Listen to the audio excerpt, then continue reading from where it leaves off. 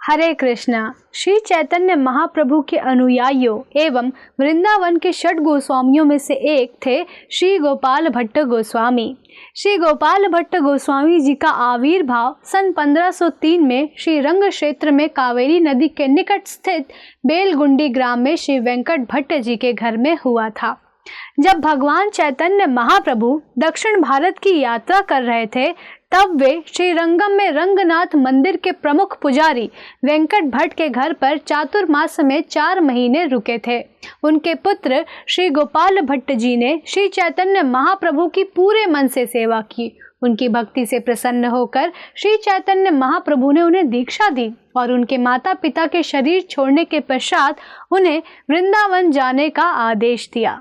30 साल की उम्र में अपने माता पिता की मृत्यु के पश्चात गोपाल भट्ट गोस्वामी वृंदावन के लिए चले गए।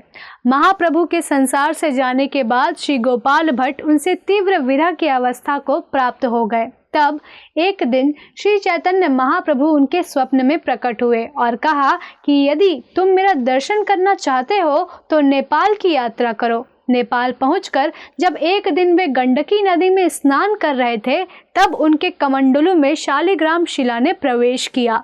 तब श्री गोपाल भट्ट जी ने उस जल को पुनः नदी में डाल दिया। इस प्रकार तीसरी बार भी जब उन्होंने कमंडलों में जल लिया तो उसमें 12 शालिग्राम शिलाएं आई और आकाशवाणी हुई कि मैंने कहा था कि मैं तुम्हें दर्शन दूंगा, यही मेरा दर्शन है। तब श्री गोपाल भट्ट गोस्वामी जी उन सभी शिलाओं को लेकर पैदल वृंदावन गए। श्री गोपाल भट्ट गोस्वामी जी के प्रेम का आदान प्रदान करने हेतु ही भगवान इनमें से एक शालिग्राम शिला में से श्री श्री राधा रमन के विग्रह में प्रकट हुए।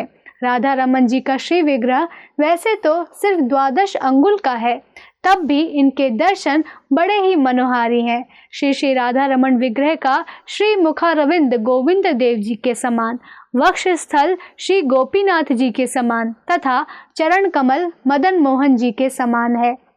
इनके दर्शनों से तीनों विग्रहों के दर्शनों का फल प्राप्त हो जाता है।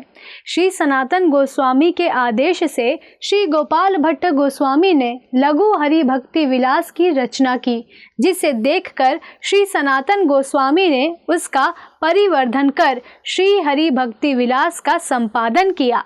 गौर गणोदेश दीपिका में कवि कर्णपुर लिखते हैं कि श्री गोपाल भट्ट गोस्वामी भगवान श्री कृष्ण की नित्य लीलाओं में अनंग मंजरी के रूप में सेवा करती है। कुछ अन्य आचार्यों के मत में वे गुण मंजरी हैं। सन 1643 की श्रावण कृष्ण पंचमी को श्री गोपाल भट्ट जी नित्य लीलाओं में प्रविष्ट हो गए। श्री राधा रमन जी के प्राकट्य स्थल के पार्श्व में इनकी पावन समाधि का दर्शन अब भी होता है। इन महान वैष्णव के प्राकट्य दिवस पर आइए इनके कमल चरणों में प्रार्थना करें कि हम भी भगवान की सेवा में संलग्न होकर इस मनुष्य जीवन को सफल कर सके। धन्यवाद। हरे कृष्णा। ऐसे ही और भक्तिमय कार्यक्रमों के लिए देखिए हरे कृष्णा टेलीविजन और इसे प्राप्त करने के लिए आप अपने केबल अथवा DTH ऑपरेटर से संपर्क करें तथा और अधिक जानकारी के लिए आज ही डायल करें 7666 839 839।